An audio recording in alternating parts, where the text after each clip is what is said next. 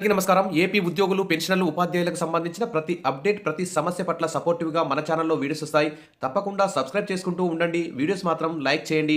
ఈ వీడియోకు ఎక్కువ లైక్‌లు ఎక్స్‌పెక్ట్ చేస్తున్నాను. ఎందుకంటే ప్రతి వీడియోలోనూ ఉద్యోగుల యొక్క సమస్యల పట్లనే మన ఛానెల్‌లో వీడియోస్ అయితే వస్తాయి. ఇక ఉద్యోగులందరూ కూడా అవగాహనతో ఉండి, తర్వాత ఉద్యోగ జేఏసీ కూడా మేల్కోవాలి. అసలు ప్రస్తుతం ఏపీ ఉద్యోగ జేఏసీ ఏం చేస్తుందో అర్థం కాని పరిస్థితిలో ఉన్నది. ఇక ఏపీ ఉద్యోగ జేఏసీ మరి ప్రభుత్వం చర్చలు జరిగే వాతావరణం కల్పించుకోవాలి. వివిధ ప్రతిపక్ష పార్టీల వారి మద్దతు కూడగొట్టుకోవడమా, లేకుంటే అధికార పార్టీకి చెందినటువంటి నాయకుల యొక్క సహకారం తీసుకోవడమా చేసి మరి సగటు సాధారణ ఉద్యోగుల ఆశలు, ఆకాంక్షల మేరకి ఉద్యోగ జేఏసీ నడుచుకోవాలి. ప్రభుత్వంతో చర్చలకి సానుకూల వాతావరణం ఏర్పాటు చేసుకోవాలి. గత వైఎస్ జగన్ ప్రభుత్వం కూడా మరి ఉద్యోగుల సమస్యల పట్ల చాలా అనుకూలంగా అయితే వ్యవహరించలేదు. పెండింగ్ బిల్స్ పెట్టిపోయింది. రివర్స్ పీఆర్సీ ఇచ్చారు. మరి అదే ధోరణి ఇప్పటి కూటమి ప్రభుత్వం కూడా కొనసాగించడం మాత్రం అన్యాయమని చెప్పుకోవచ్చు. కాబట్టి ఎన్నో ఆశలతో కొత్త ప్రభుత్వానికి ఓటేసి గెలిపించుకున్నారు ఉద్యోగులు, పెన్షన్లు, ఉపాధ్యాయులందరూ. మరి వారి యొక్క ఆర్థికేతర అంశాలన్నింటినీ తెలుగుదేశం కూటమి ప్రభుత్వం ఖచ్చితంగా పరిష్కరిస్తుందని చెప్పి ఆశిస్తాం. ఎన్నోసార్లు కేబినెట్ మీటింగ్ జరుగుతున్నాయి, అసెంబ్లీ సమావేశాలు జరుగుతున్నాయి. వివిధ వర్గాల ప్రజలకు ఎన్నో పథకాలు అమలు చేస్తున్నారు. ఇక లక్షల కోట్ల పెట్టుబడులు ఆకర్షిస్తూ మరి భారీ ఎత్తున చాలా స్పీడ్గా ఉన్న చంద్రబాబు నాయుడు గారు మరి ఉద్యోగుల విషయంలో ఎందుకింత అన్యాయం చేస్తున్నారో అర్థం కాని పరిస్థితుల్లో ఉద్యోగులు అయితే ఉన్నారు. ఇక్కడ చూద్దాం. బకాయిలపై ఆశ పడదామా అంటూ ఉద్యోగులైతే చాలా ఆవేదన వ్యక్తం చేస్తున్నారు. ప్రతి 5 ఏళ్లకోసారి పీఆర్సీ అనేది రాజ్యాంగబద్ధమైన హక్కు. అది ఉద్యోగుల జీవన ప్రమాణానికి అనుసంధానమైనది.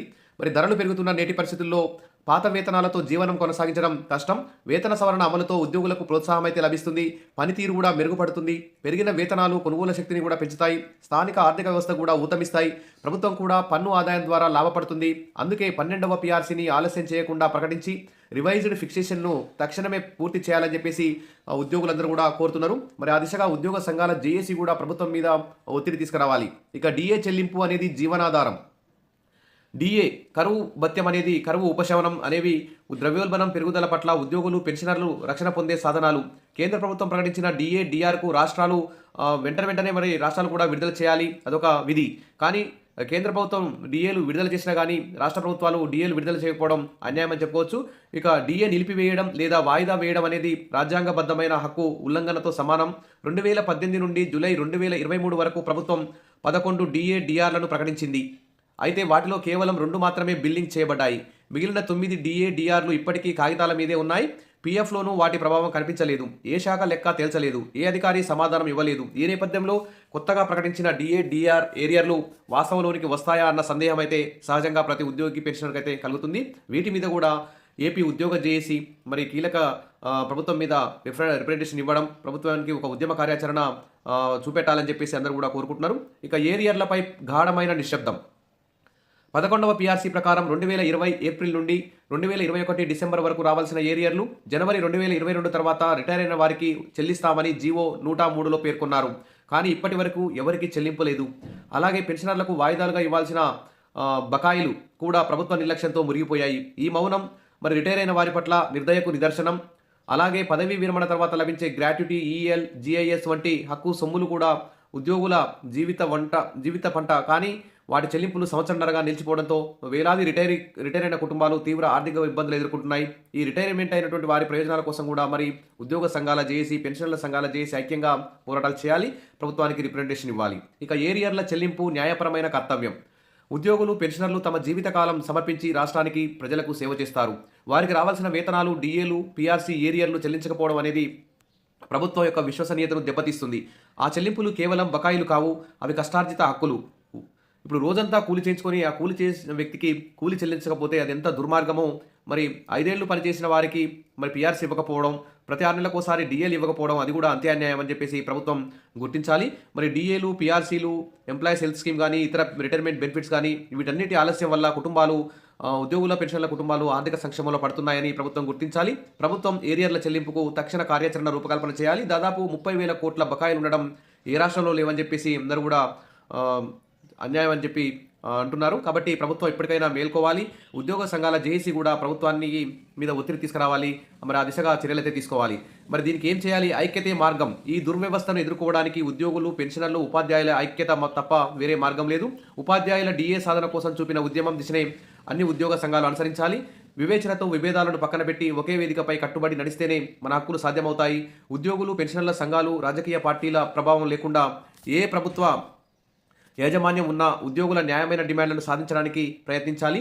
అందరం కలిస్తే ఐఆర్, అందరం మెలిస్తే పీఆర్సీ, కలిసిమెలిసి నడిస్తే ఏరియర్స్, ఐక్యతే ఉద్యోగుల రక్ష, పెన్షనర్ల రక్ష, ఆర్థిక న్యాయానికి పునాది, ఇది బాధలోనూ బలాన్ని వెతికే సమయం, హక్కుల సాధనకు ఐక్యతే శక్తి అంటూ చక్కటి ఉద్యోగుల పెన్షనర్ల యొక్క ఆర్థికేతర సమస్యలపై TMB Buchiraju chairman, Andhra Pradesh Panchayati Raj welfare trust వారైతే చాలా చక్కటి సమాచారం ఇచ్చారు.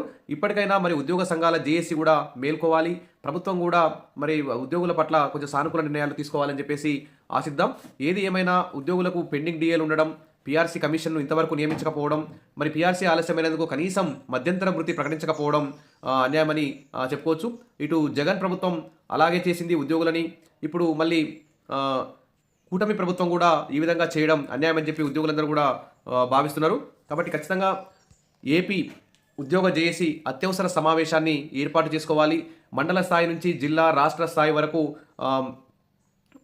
ఉద్యోగ సంఘాల జేఏసీని పటిష్టపరచుకొని ఐక్యంగా ఉద్యోగ సంఘాల జేఏసీ, ఉపాధ్యాయ జేఏసీ, పెన్షనర్ల జేఏసీ అందరూ కూడా ఇతర కార్మిక సంఘాల మద్దతు తీసుకోవడం, ప్రతిపక్షాల మద్దతు తీసుకొని ఐక్యంగా పోరాటాలు చేస్తే తప్ప పీఆర్సీ కమిషన్ నియమించే పరిస్థితి అయితే కనిపించడం లేదు.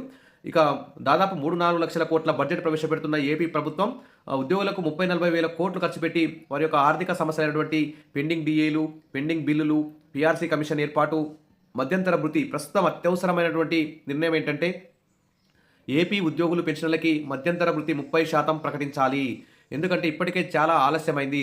కాబట్టి పీఆర్సీ కమిషనర్ కూడా ఇంతవరకు నియమించలేదు. కాబట్టి ఇంకా పీఆర్సీ రావాలంటే ఎప్పుడు వస్తుందో అర్థం కాని పరిస్థితి. కాబట్టి వెంటనే మధ్యంతర వృత్తి అయితే ఖచ్చితంగా ప్రకటించే విధంగా ఏపీ ప్రభుత్వం చర్యలు తీసుకోవాలి. మరి ఉద్యోగ సంఘాల జేఏసీ కూడా మరి వెంటనే అత్యవసర సమావేశాన్ని ఏర్పాటు చేసుకొని ప్రభుత్వానికి ఒక ఉద్యమ కార్యాచరణ ప్రకటిస్తుందా, మరి చర్చలకు అనువైన వాతావరణాన్ని కల్పించే విధంగా మరి ఉద్యోగ సంఘాల జేఏసీ కూడా ట్రై చేయాలి.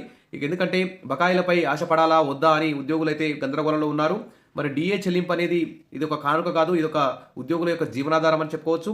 ఇక ఏరియాలపై కూడా మరి ఉద్యోగ సంఘాల జేఏసీ అందరూ కూడా చాలా నిశ్శబ్ద వాతావరణం కనిపిస్తుంది. ఎవరు నోరు మెదపట్లేదు. ప్రభుత్వం కూడా మరి ఏరియర్స్ కూడా సరిగా ఇవ్వడం లేదు. మరి ఏరియర్ల చెల్లింపు అనేది మరి ఇప్పటికే తెలంగాణలో, ఏపీలో కొంతమంది రిటైర్ అయిన ఉద్యోగులు కూడా హైకోర్టును ఆశ్రయిస్తున్నారు. హైకోర్టులు కూడా ఉద్యోగులు పెన్షన్లకి అనుకూలంగానే తీర్పిస్తున్నాయి.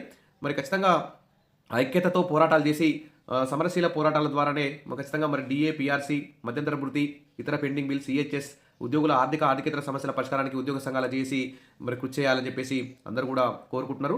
Wish all the best. మరిన్ని అప్డేట్స్ కోసం మన ఛానల్ని సబ్స్క్రైబ్ చేసుకోండి. వచ్చే క్యాబినెట్ మీటింగ్ లోపల ఖచ్చితంగా ఉద్యోగ సంఘాల చేసి కూడా అత్యవసర సమావేశాన్ని ఏర్పాటు చేసుకొని ప్రభుత్వానికి ఒక గమనిక, ఒక హెచ్చరికని పంపితే తప్ప మరి క్యాబినెట్ మీటింగ్లో ఉద్యోగుల పట్ల సానుకూల నిర్ణయం తీసుకోలేరు. ఎందుకంటే త్వరలో బడ్జెట్ కూడా సమావేశాలు కూడా రాబోతున్నాయి. కనీసం ఆ బడ్జెట్ లోపల ఉద్యోగ సంఘాల చేసి కీలకంగా, క్రియాశీలకంగా వ్యవహరిస్తే తప్ప ఉద్యోగుల సమస్యలు పరిష్కారం కావు. కాబట్టి ఆ దిశగా ఉద్యోగ సంఘాల చేసి ముందుకు పోవాలని చెప్పి సూచన చేస్తూ సబ్స్క్రైబ్ చేసుకోండి. ఈ వీడియోకి అయితే ఎక్కువ లైక్లు ఎక్స్పెక్ట్ చేస్తున్నాను. Wish all the best. త్వరలో గుడ్ న్యూస్ వస్తుందని చెప్పి ఆశిద్దాం. Thank you.